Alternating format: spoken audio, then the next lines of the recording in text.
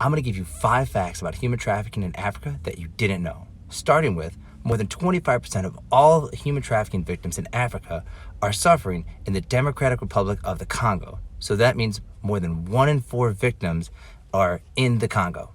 Across all of Africa, nearly 40% of all the human trafficking victims are suffering in forced labor. So while sex trafficking gets more attention, a significant portion of all of those who are trafficked in Africa are in fact labor trafficking victims. Sadly, looking at the entire world, Africa has about 23% of all human trafficking victims, meaning that there is 9 million people currently being trafficked within the 54 countries that make up Africa. And in some countries, the rate of trafficking is higher than others.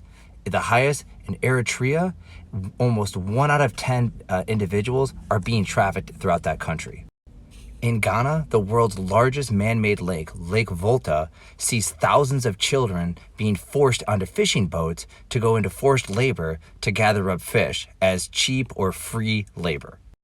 While all these facts are sad, to me the saddest one is that within Nigeria, there is a growing baby factory underground business taking place. And if you don't know what baby factories are, that's where women are forced to have babies, or when they have babies, they're stolen away from them, and then they are sold on what can be described as the black market and out of orphanages, so that way that people can then traffic those children. And that is such a bustling business, if you will, that every single day, 10 kids are sold into trafficking from that system within Nigeria. And if you want to learn more about human trafficking in Africa, give me a follow. I'm going to be covering what human trafficking looks like in each one of the 54 countries that makes up Africa.